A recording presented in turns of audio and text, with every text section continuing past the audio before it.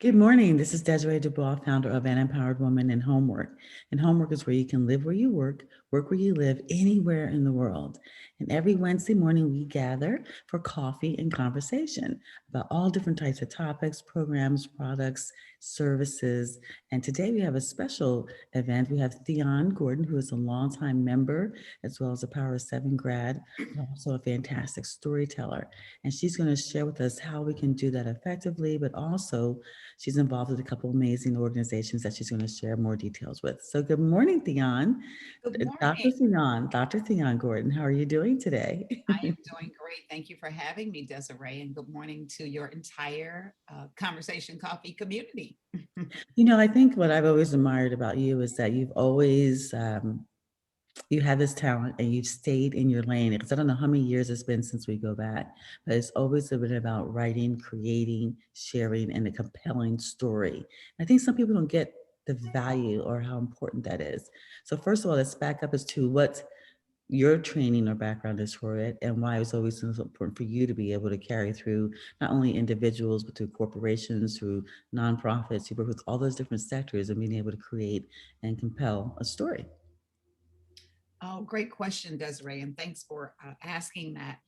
I, in terms of training, I have to say I must have gotten my original training from my grandparents. And in particular, my grandfather on my mom's side would take me around when we visit in the summers in South Carolina, hot summers. They lived in the Carolinas. I was a city person, Washington, D.C., even though a lot of times I call D.C. deep country because there's a lot of country people there too. But my grandfather would take us around in the backwoods and would always share stories. And I was fascinated by the stories he told of our family, the stories he just made up of a snake eating a rabbit whole and chopping it in half and releasing the rabbit. He would tell us these stories that just had us in suspense. Like, did the rabbit ever get out? He's just, yes, I chopped it and we popped right out. And of course, then we were afraid of snakes eating us whole. So I think it stems back to that love of hearing how my grandparents would share stories. And then my mother would share stories through dreams and things like that. And as I grew older, I thought originally I wanted to go into acting. When I was in high school, I was in all of the plays, and any place where there was acting, I would do it. But that was discouraged in my family. I was from Washington, D.C. We were supposed to be government workers, good government workers, to get those long term jobs. And so I went that path and just could never find myself there. Ended up going into advertising and communications for school, always wanting to do something to tell a story in some kind of way, but tried to make it a corporate story by doing advertising stories. And took a position in California with an ad agency early on. Even in the ad agencies, I was with a recruitment advertising firm, and I always wanted to tell the story of how you're going to get a job. It was supposed to be doing ads for jobs. And Mhm. I always believed, well, if I wanted a job, I would want a good story behind it. And so I think I did keep that story path no matter what I did. I did educational training, teaching people on computers. So when you say I stayed in my lane, I had to learn that my lane really was about storytelling because I have done so many different things. And people will say, oh, you're a master of, a jack of all trades, master of none. I think you can be a master at everything if you know what the lane is that you're really in. And I was good at shaping stories around products, around services, or whatever the venture was that I was in. I always brought it back to telling more about, sharing more about what it was. I believe that, and even when I was in sales for a while, and I would believe that facts tell, but stories sell. And so if I could tell a good story, I could sell that product. And that's how I always use that craft. So I believe I was kind of born into it through my family. And from there, continue to do it through any job that I had. Eventually took on my own job at my own company and said, you know what? This really is about stories. And I'm going to do my company around stories because that's what I really love. And that's my authentic me. So you did create your company and you've done, worked with, tell us some of the people and places that you've worked with as far as in that capacity. Yes, yes. Well, I let me backtrack a bit. I worked in corporate America. I worked for the government. I worked in .com companies. And from the .com era, when there was the big .com bust, I could not land a job anywhere. But I was taken to an organization in South Los Angeles, a place called Home, and asked if I would do some consulting. And I did not want to be at a place called Home. I had gone to school. I felt like I had done my due diligence and I did not want to go. I grew up in a ghetto community and I did not want to go back to a ghetto community. I just felt like I had worked my way out of that. My last position was in the marina. I loved having an office where I could see the water. And I didn't want to go to South Central. I didn't want to work in South Central. So I said I would make a donation, even though I didn't have a job at the time. I had just lost my position. And the organization kept calling me back saying, well, would you just come here? We just think this is the place for you. And I have to tell you, my first day working there, I sat in my car in tears because I did not want to be there. I didn't want to go to that place. And I was going to be their operations director to try and help this struggling organization come back to life. And so I sat there and thought, well, God, if this is where I'm supposed to be, I guess I'm going to be here. And I went into a place called Home, didn't know what to do or what I was doing because I didn't understand the concept of nonprofits and thought, well, maybe I'll ask my mentor what to do. My mentor told me to start in the bathrooms, which is another whole story, which I was very upset. I had no idea what he meant. But I ended up speaking with the person who cleaned the bathrooms, the custodial service, and asked them to show me the bathrooms. And what I learned was that was like one of the filthiest places there. And so we cleaned it up and we started with that type of story. We're going to clean this up. This is going to be the best bathroom in South LA. And my morning meetings were like that. I was like, did you guys see what Raphael did to the bathroom? Oh my gosh, these bathrooms are so clean. And people were looking around like, well, I guess she's in charge of custodial services. We don't know what she does, but I guess that's what she does. But what happened in that instance, getting those bathrooms and getting people to have pride in something like a bathroom, the lavatories. Why is she so excited about the lavatories? Well, Raphael became very proud of his work. And then he told the person who worked in the kitchen, you know, she's the one who helped me get the bathrooms clean. Maybe she can get your kitchen fixed. And so that person came to me. These are the problems that we're having in the kitchen. Can you help? Sure, let's take a look at it. And piece by piece, people started coming to me. We're having problems. We don't have enough books in the educational center. Oh, let's take a look at that. And we started building the organization, and people started taking pride in what we had. And one story led to the next story until that's now a vibrant place still to this day. I left after 10 years, and to this day, they're still operating with the $5 million budget. When I came, they had 2 weeks of payroll in the bank, and I was trying to figure out how to get them to close. So that's the power of a story affecting people and moving them forward. Now, fast forward, I leave a place called Home and went to another little company called CoachArt, did work with chronically ill youth. And from there, I decided I wanted to do my own consultancy business because I had built these organizations for other people because it was their dreams. And I love helping people fulfill their dreams, but I also wanted to have a piece of the dream myself and what I wanted to do. And I knew I could impact people through the art of storytelling in different ways. And so I created my company, Beyond Story Strategies, to impact people with the art of storytelling. And I didn't quite know what that meant at first until I started doing it. I got a contract with the United Healthcare Workers in healthcare. And people would say, well, why are you in healthcare? What are you doing with them? How do you know anything about healthcare? Well, I didn't know so much about healthcare, but I knew how to train people how to work more effectively, especially if we each knew each other's story. Because when you know somebody's story and you know the path that they've walked, a lot of times you can empathize with them a little more.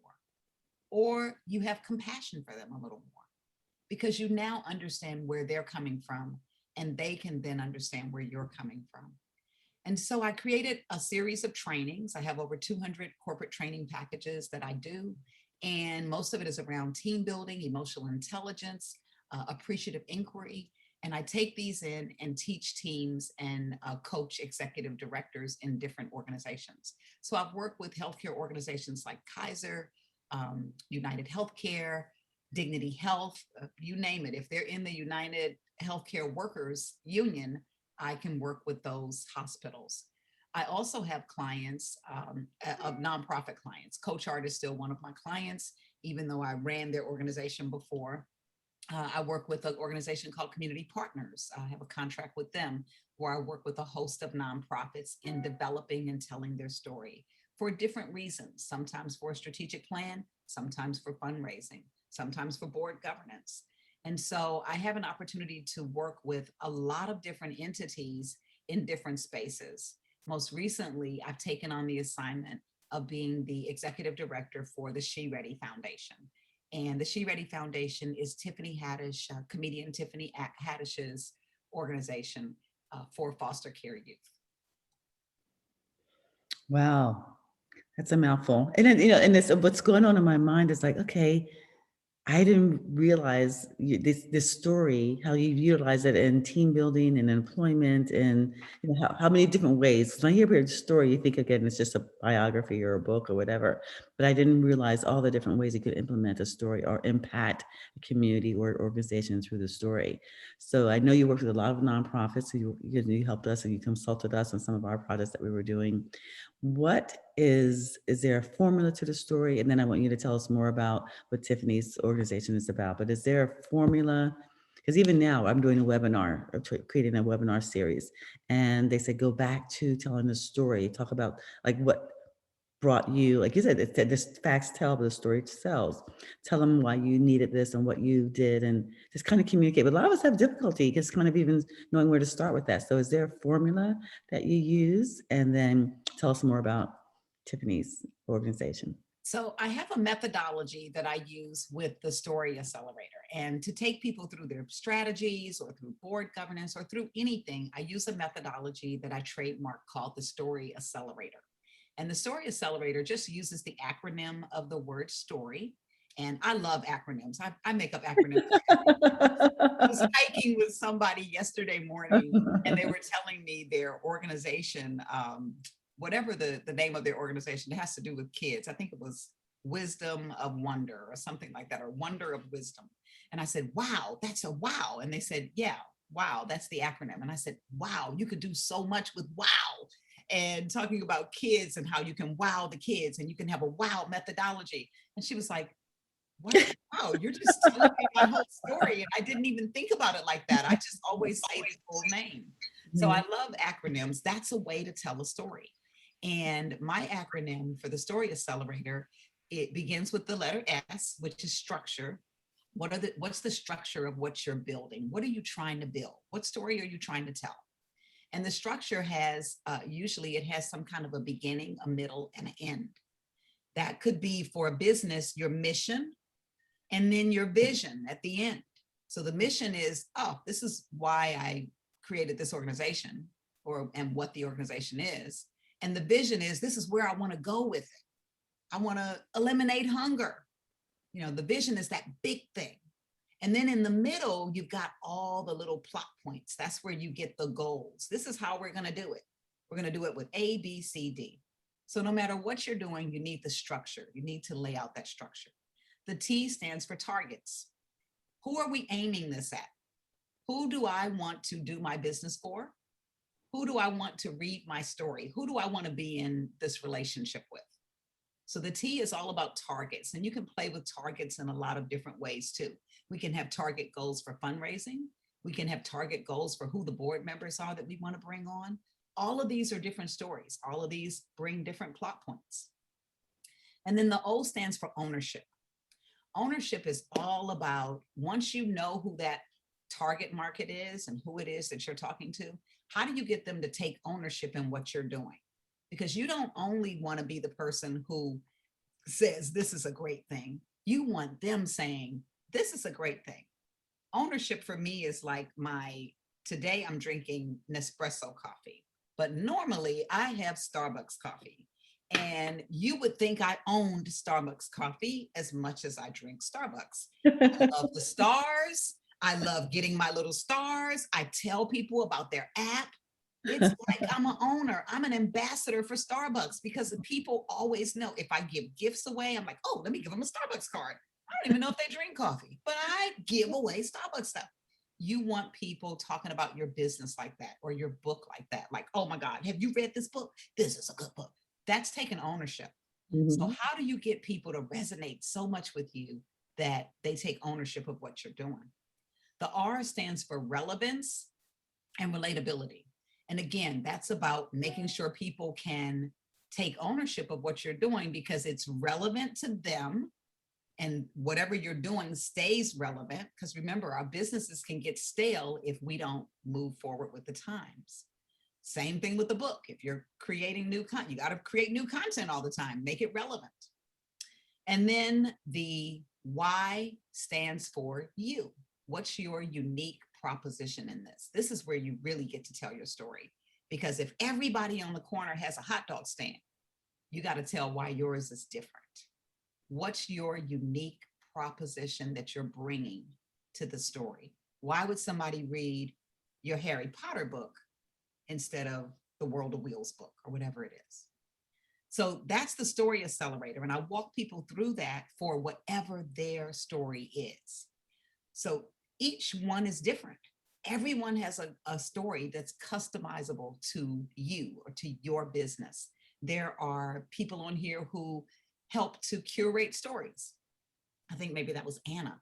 Mhm. So Anna's way of curating stories, her story is going to be different than anybody else's story. Her story is going to be different than mine, even though we both help curate stories. And the person who has the art store that brings art to life. I love that, bringing art to life in your home. Like when you come home, you smile because you see a piece of art. That's a story. That's a great story where you dive into the imagination. Ever come home from a hard day of work and you kick your shoes off and even the little dog's not wagging his tail when you walk in, but you look up at the wall and you see the bluest eye, that piece of art that you picked especially for you that showed the little boy. I'm looking at a piece of art right now. The little boy with the locks in his hair, and his eyes look like the sea of blue that was behind him. That made your day. That's all you need to make your day. No longer are you tired. You're now ready to go out and conquer the world. Or you're now ready to kick your feet up and know that you made it. But those are the stories you get to tell when you're curating your story and figuring out what's going to resonate with other people who are like me, who I want to be in my world. So that's my formula for doing it. I work with the story accelerator to help people come up with those plot points. Um, Usually I ask people to tell their story beginning, middle, end, or pick a word that'll tell their story. I have lots of different ways that I work with people depending upon where they are in their storytelling. And and I will say most of the time when people are writing their books or anything like that, we kind of toss the first part of their story out and we start right at the middle because the people tend to tell the story from the beginning, which is kind of like wah wah wah wah wah wah wah wah wah wah, and then they get to the middle and it's like, and then he jumped off the cliff, and I'm like, man, this is the good part. So I'm like, let's start with him jumping off the cliff. It's like, what? How can you start with the jumping off the cliff? Nobody knows who he is. We're going to learn who he is after he jumped off the cliff. Because now you're excited. Like, why is this person jumping off the cliff? And you get to start telling the story more and more. So those are ways that I help people come up with their story. Wow, that's fascinating. Because of the fact that, so I'm thinking, okay, how relevant it is to us. Okay, so it would be relevant in the fact that we're building a program called the Business in the Box. And that is where they can duplicate our model. So that's telling a story how this business was there. I can see how it's relevant in our digital magazine, Let's Talk Success. Like This talk success is designed for women to share their stories, their challenges, their victories, and secrets to success. So even while I'm interviewing people, even from that perspective, there's a value of knowing how to structure the story so that my person that I'm interviewing can give me a best, or give our whole audience a great connotation. I can see how it's relevant in our programs that we're giving, as far as even coffee and conversation, or whether it's our Power 7 program. I can see the relevance, how it can be applied. Now, I can see how it can be applied. Now, how I can apply it, I think I need your course. I need your services, because you make it sound so easy, but I can see how, as a business person, like even with Terry, like you mentioned, Terry and her podcast, I mean, she's doing this podcast, how she can structure her questioning where it makes a difference. How, like you mentioned, Regina and her art, and Lisa's doing things for women that want to invest in real estate. So how she can create her story, use her story, we talked about that yesterday, to be able to propel people, other women like her. That Dawn is in the Canada. And I'll let the ladies introduce and talk about themselves as well. But I just can see how it's applicable. I think it's just now knowing how to do that. You make it sound For so easy. businesses, the story is that pitch, telling what your business does. And I know it's always the elevator pitch that you're going to meet 30 seconds, right? you're going to meet the rich person in the elevator and tell them your business in 30 seconds and they're going to give you $1 million. It's not going to happen. But you can meet the rich person in the elevator and they want to know more about you. And that's where the pitch is important. You want to be able to say a pitch where people say, really, where can I learn more about that? Or I want to know about that. Or I want to be invited. You want people to want to hear more from you, because your business is not a 30-second business. It's just not. So you've got to find something, that pitch, that makes them want to come in. Many times it's a question when it comes to businesses. And I was on the Power of Profitable Peas workshop or something last week with another guest I think you've had on here, Stephanie Audrey. Mm-hmm. And she was teaching her Peas to Profit. Mm-hmm. And people were pitching their stories, and I was helping them tweak their stories right there on the spot. And then they could see it, because, like I said, we have a tendency to tell all the background of what we are doing before we get to what the product is, what it is you're pitching. And so sometimes just finding those things that resonate, that people can figure out together. This guy had art, like you could see the art right on your phone or something like that. It was digital art, getting into the digital art world. And it was 6 or 7 slides in before I knew what he was talking about. I had no idea what he was talking about. He just talked about the people, the different things, and none of them really meant anything to me. By the 6th slide, I really wasn't interested in whatever his business was.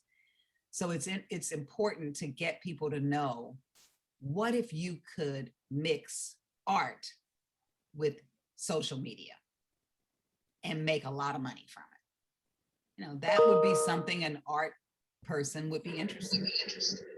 Somebody who knows art and social media would be like, how do you do that? And then you start talking about, it's this new thing called NFTs. It's the rage.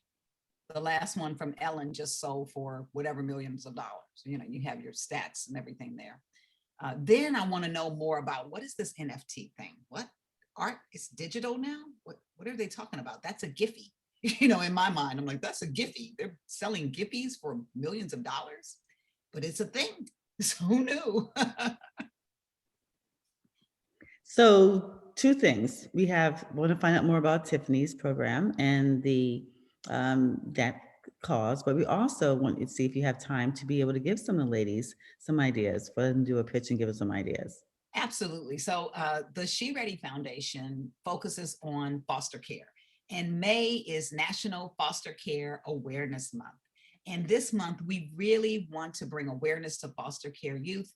There are over 423,000 children in the foster care system. There's probably more to date. This is old information that I have. It's probably about 500,000 now. We have to focus on how child welfare systems can work in partnership with our communities to make life better for these youth. They are often taken from their homes, and they carry their things in a trash bag or a pillowcase, because no one knows when they're going to be taken from their home. And it's not like they're preparing to travel to go on an adventure.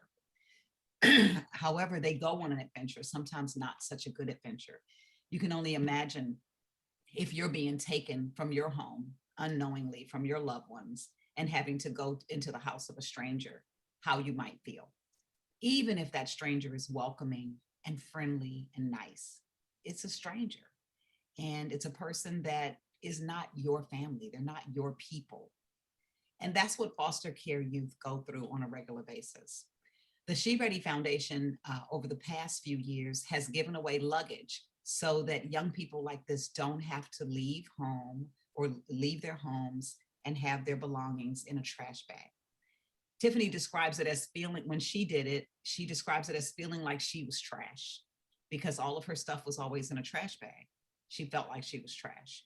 And some of the homes where um, she was abused in different ways. And she always felt like she didn't fit in.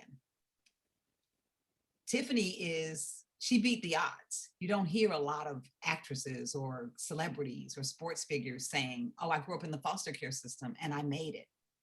You don't hear a lot of those success stories. So she's almost becoming like the champion for foster care youth. We hear from people all over the country who want to hear Tiffany's story, and she shares her story. But now we're really trying to share it through the She Ready Foundation.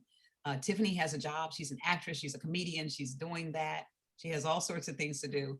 And so she's asked me to come on and run the She Ready Foundation for her. I know Tiffany because when she was growing up, she worked with me at a place called Home. I gave Tiffany one of her first jobs, and she was a youth coordinator. Her friend invited her to a place called Home and introduced her to me and said, would you give my friend a job? And I said, well, what does she do? Give me her resume. And she says, please don't ask her for a resume. And so I said, okay, well, let me meet her. And I met her and I said, so what do you do? She was like, I can make people laugh.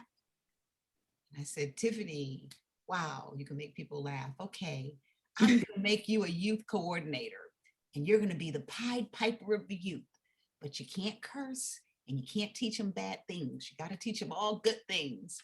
And so she became one of my best youth coordinators. And she would always tell me stories about how she was going to be on Saturday Night Live. And I said, Tiffany, I'm going to be there. When you go on Saturday Night Live, I'm going to be front and center. Okay, you're going to see, you're going to see. I was like, I believe you. And through her whole trajectory of her career, I would go to her plays and all the auditions and different things. And I was like, you're going to do it, Tiffany. And finally, when she got Girls Trip and I read the script and I said, this is it. You need to put out your book. You need to put out whatever product you want, because I don't know how long it's going to run. But this one, the world's going to know you. And it was true. They did. They got to know her. She's had critical acclaim now. And when she went to Saturday Night Live, she called me and she said, remember what you said? You said you were going to be there. Well, I only have 4 tickets. What you think? What do you think? I was like, are you inviting me to come to Saturday Night Live? I've never been. Yeah. And I got to go to Saturday Night Live and sit in the audience and see her on Saturday Night Live. And one of the other things she used to tell me is, you're not going to be running this place all the time. You're going to be gone. And I'm going to tell you, I'm going to call you and you're going to run my foundation, because I'm going to have a big old foundation. It's going to do this and that. And I'm going to take care of foster youth. I said, okay, Tiffany, whenever you call me, you know I'll be there. So she called me and I was like, I'm not really trying to get back into that, you know, but I accepted it because I told her I would. And so that's where we are today.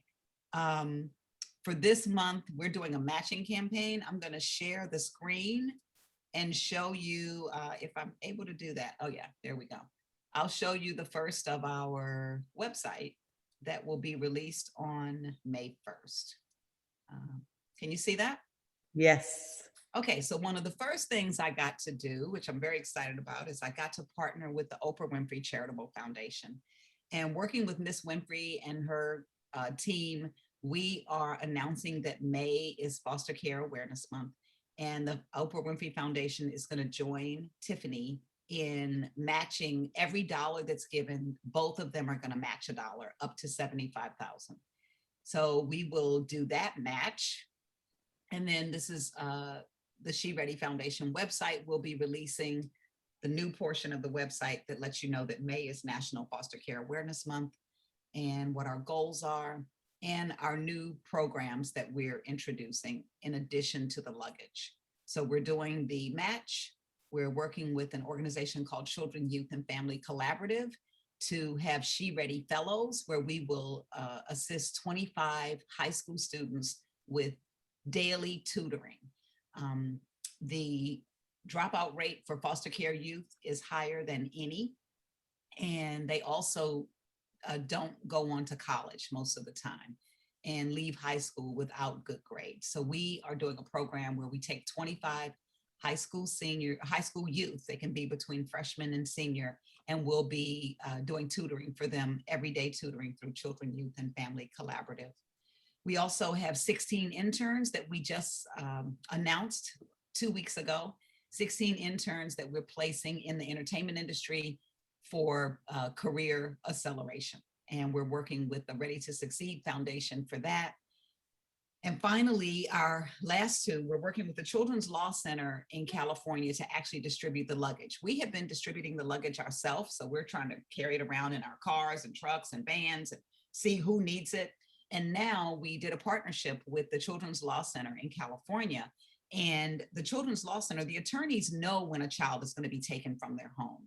So they can reach the social workers, give them the luggage and say, this many children are being taken from their homes today, give them these pieces of luggage. So they get the luggage in the beginning. They never have to, I want to make it where they never have to see a trash bag or a pillowcase, if possible. So we're partnering with another group, Travel Pro Luggage. I'm trying to finish that deal today.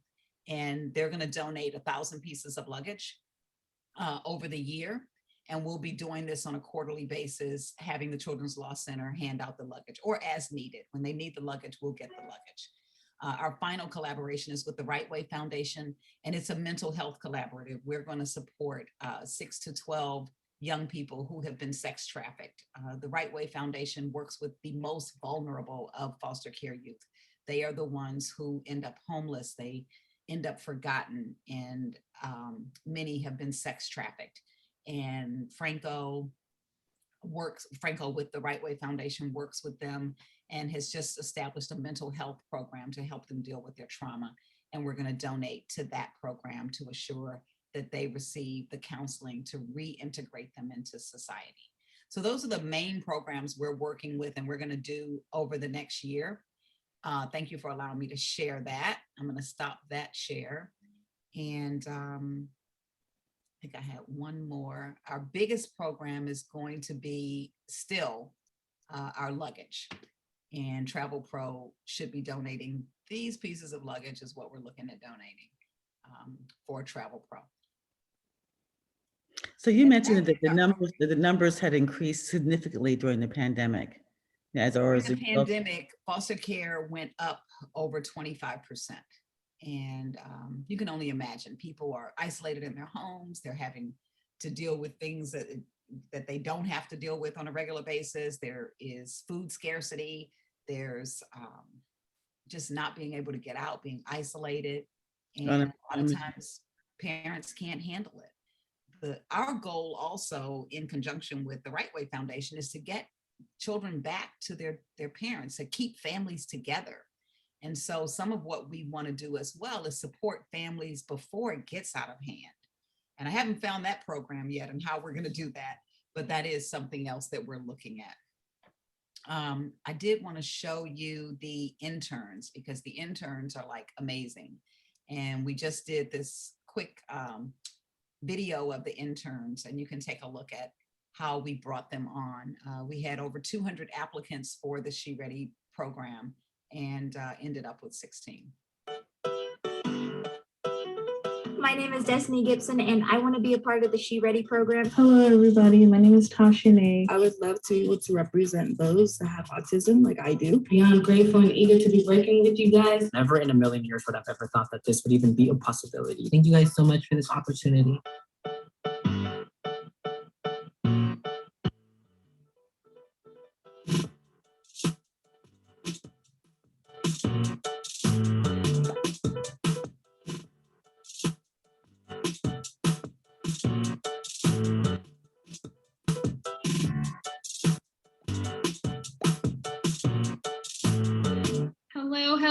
welcome everyone. All right, everyone's in. Congratulations on being here in the final group interview for the She Ready internship program. At this time, the She Ready board members will ask a question and will select a candidate to answer this question. Okay, so make sure you have your boxes near you. So our first question, Kiana, can you tell me what brought you to the She Ready internship program? Stop. Just stop right now. Turn my camera on. I don't know why we even asking all these questions and doing all of this. Okay. We got things to do. We know who getting in and who not getting in. So everybody open your box. Pull out your drink. Get some She Ready apple cider in there. Get your cup. Let's pour up. Everybody's getting it. If you hear, you hear, boo. You did that. Congratulations to all of you. Woo! Little apple cider for us. Open your box. Yeah, it's a celebration. I literally can't even open my box. I'm shaking. I am blown away. I really didn't think I don't know. I was just very doubtful about the opportunity. And I'm very, very grateful. Thank you so much. You know, this year has been really, it's been really hard. And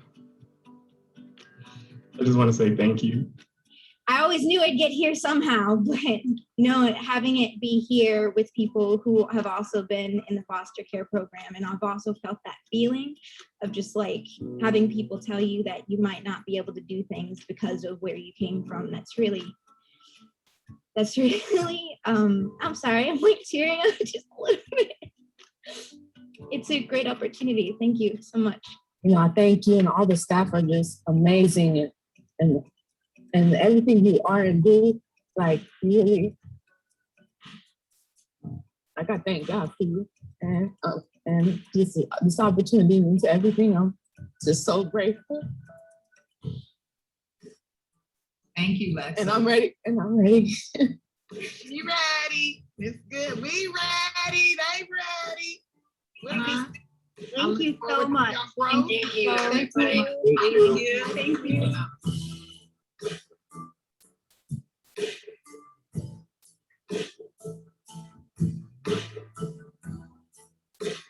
Those are the organizations we're working with and the work that we're going to be doing. And you can see the youth, you can see, I mean, it just tears everybody up each time. So I see Terry even like, oh, and Desiree. Yeah. These are the young people that we're working with, and those are their stories. You could see their stories just in that little bit that they said. The young man, you know, it's been a tough year for me. And he lost his brother. Are they all foster children? Are they all foster They kids? all have transitioned through the foster care youth program. So those are our older kids. Those are the ones who just graduated high school, and they're either in college or I think maybe one or two are graduating college. So we're trying to help them with career readiness and finding a home. One of the young ladies on there last week, when we were making sure they're ready for their internship program and letting them know where they're going to be placed. We asked the question, so everybody, you're all going to be here in LA, or where are you going to be for your internship program? Are some of you going to be doing it virtual? And found out that one young lady was here, but she was living in her car. She was homeless. And so that's the type of work we have to do. We have to find a place where she can stay, and let's make sure that she has secure, safe surroundings. But they just go through, they just keep living. They're like, I just have to be here. And so I'm going to make it work. She didn't tell anybody she was homeless. She did her interviews and she did what she had to do. And she just wanted to get that internship. It's a paid internship. And I guess she thought, this can help me to get maybe an apartment or something like that. It's not that big of a paid internship. She needed some help. And so we were able to help her secure housing and get some subsidy to her. So those are the type of things that we'll be doing with the She Ready Foundation, is really supporting these young people so they can live productive lifestyles. And the other part about what we're doing is we don't just help them today and then keep moving on. They're She Ready fellows for life. Once they're in our program, they're the program. And that's why I'm starting with a small number. I want it under 50 because I have to be able to manage, keeping up with that number. So we have 41 right now. Wow. Wow. It gets, I think these people don't realize, and what's coming to me is that, people that have such obstacles in their life, and I can't even imagine the obstacles. I hear about them in the different stories, have those obstacles, and they still have the perseverance, they still have the focus, they still have the desire to be successful. And it just means that the people that have everything given to them, or so to speak, that don't have those obstacles or those challenges, it's like almost like no excuse, like, why we can't, do what we need to do to accomplish what we want to accomplish in our own terms, because there's people that have gone through so much that still make it through, and so I thank you for Absolutely. sharing that, because it's like it's insightful. I had no idea, and I think a lot of the ladies don't. So let's open it up. You're open for some questions and some. Absolutely. Yes, Question. ladies. Okay, thank you, thank you, thank you. So thoughts, feedback. Unmute yourselves so we can keep the environment, but feel free to unmute yourselves and let's share. Let's see what you have a question for Thyonne about your business or about what you can do. Yes, Terry. And then I want to find out what we can do on behalf of Homework to support that project. So I mentioned to her that on our next Let's Talk Success, which is Mother's Day, Sunday, May the 9th, we're going to collectively, let's think about how we can support that cause. Yes, Terry. It's a question about, in terms of the mentors and internships in the entertainment industry. My youngest daughter is adopted. She was in the foster care system, and we ended up putting her in a program because it was called Diamonds in the Raw, but it was life-changing because it was not an internship, but it was a summer program. And when Amy went through the program, she was able to meet a lot of makeup artists and people in the background and all that kind of stuff. So I was wondering if I would be willing to sponsor one of the kids to go through the Diamonds in the Raw program, just because of the connections that they could get there in addition to the internship. And I don't know if that would be something, or is it Tiffany's already pre-set up who's going to do the internships with these children? Yeah, we have. Thank you so much for that. I love LaFay, Crazy LaFay with Diamond in the Rock.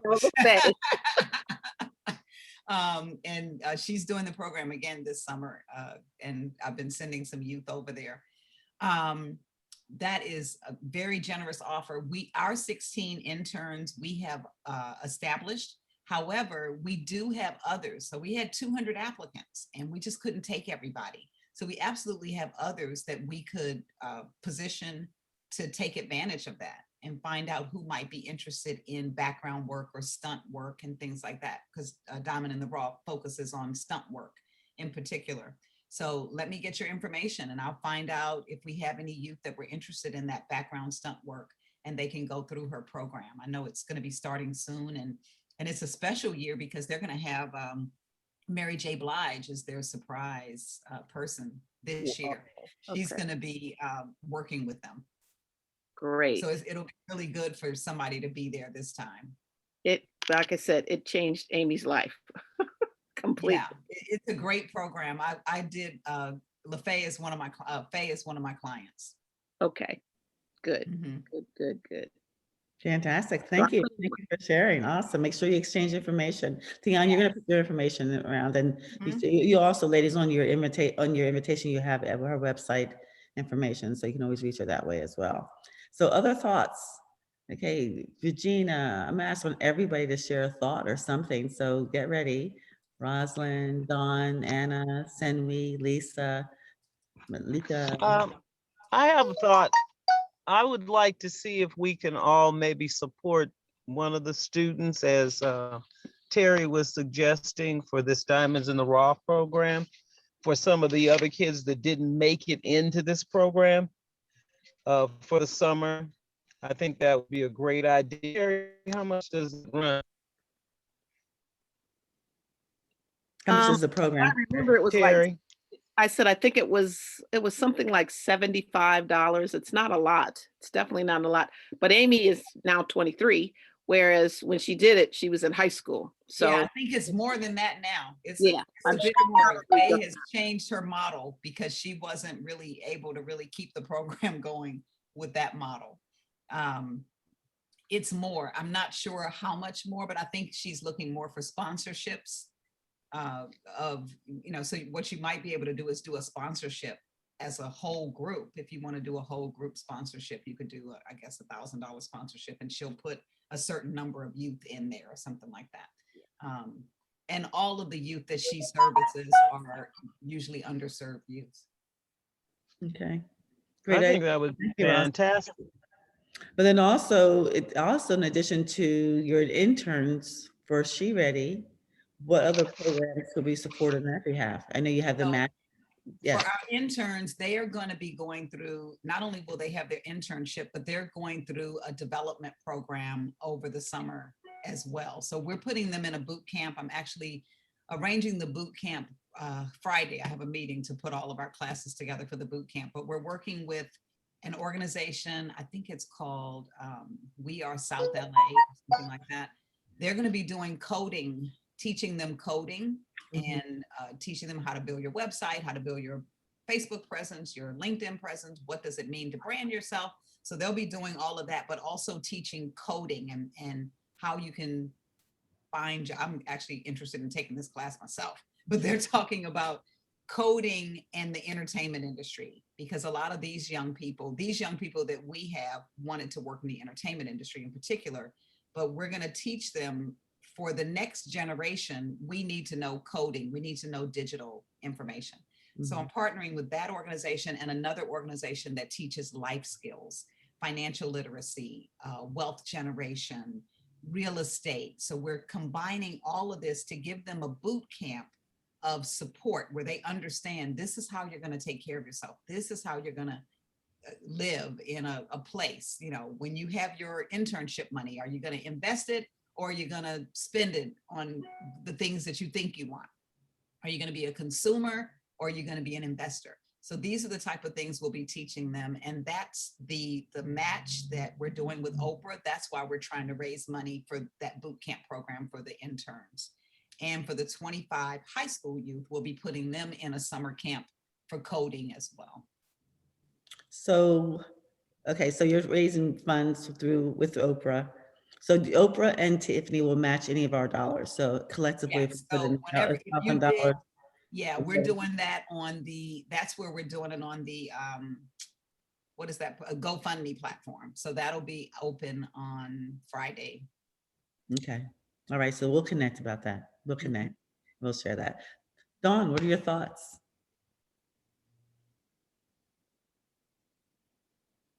Dawn, there she goes. There I am. Yeah, I enjoyed your presentation, and I love the idea of story, and I generally I do write, so it is something that I've been developing over the last little while is creating story within my story and starting with story to do something that's maybe not fiction, but like a nonfiction point or whatever. So I have used that most of my life, and I have gone for shock value in the past. Yeah, I have done that. Desiree got a bit of that at our book club the other night. So surprised everybody. So yeah, that I found it very interesting, and thank you. Thank you. Thank you, Dawn. What Shock about- value works. It's an attention getter. Let's put it that way. It's like, what? What about you, Anna? Went from one writer to another.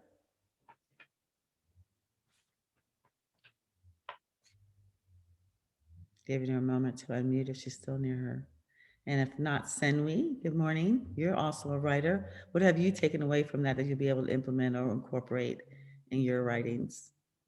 Just ladies, your thoughts, your feedback, your questions. Now's an opportunity. If you have something you want her. This is Regina. I like to say I totally enjoyed the presentation, and thanks for sharing that. I'm looking at how to incorporate that, like with the arts, because she's saying the telling the story and how to make the art tell the story, how the pictures tell the story. You know, it'll be more, I can see where I'll do more than just go down and paint, but really connect.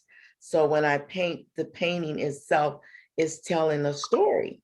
And the importance of telling the story, especially when she said, I like that. You start out with jumping off the cliff, because then you can go back and figure out, now, who was this and why did he come to that point? But I just thought it was great. And I just thank you for sharing that with us today. Thank you, Regina. Are you, you said you're having are you opening an art gallery? Is that what you were saying? I am looking into doing that eventually, but I'm gonna start off designating the area in my home for that, because I painted a lot of pictures. And I know when my godson was over last week and there was one picture he really liked and he wanted it, I said, you can have that one. He said, I love this picture because when I look at it, it just looks like fun. And I said, that's exactly how I felt when I was doing it. I was just having so much fun pulling these strings through the paint and creating this design. It was just fun. But I never realized that your painting, it comes across, and that's what he felt. And I go, oh, that's exactly what I was feeling when I painted that picture. So I really want to get into that more, really. And those are the stories you get to tell, either about the artist and how they were feeling, or why they painted that picture and how it came to be, or even about the artist's background or something. I love going to art galleries and having people share what happened to create this. Okay. Yes, some of those, and they're fascinating when they do that. Fantastic. Okay, ladies, anyone else have Malika, Lisa, you know, have any thoughts about their story or need some ideas for their story that they're crafting or their business they're crafting? I know some of your areas where you can't unmute, so if that's the case, put it in the chat, and that way at least Thyonne will have a copy of that.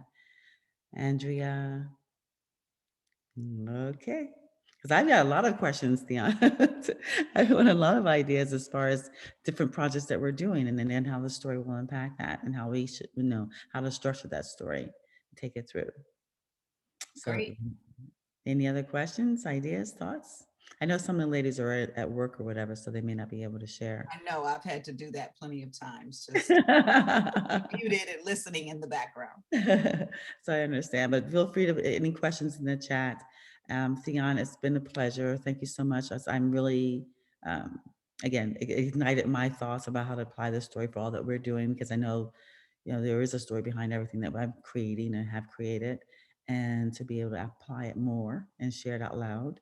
And then also about the at risk, young people at risk, being able to support them whatever way we can. Because again, like I said, sometimes it just takes one little thing that changes their lives. And I think a lot of them want to change, have better lives. They were just not dealt that option. So it's really the fault of their own. Absolutely. And we get to change their stories. Rosalind, did you have a question?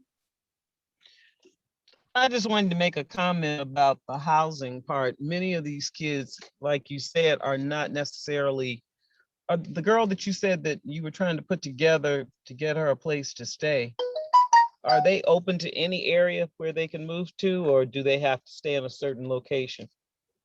No, they're pretty open. I think the Ready to Succeed program found her housing, but I'm not positive. But no, they can stay in different areas. Because I'm familiar with a couple of places. It's called Stay Housed, and they also have, you know, homes for people, and they probably fit the category because they're transitional housing people.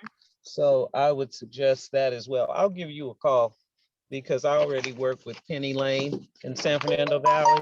Oh yeah. So I'm quite, this is one of my projects that I work on personally every Christmas, and I work with several of the people at Penny Lane and a couple of others.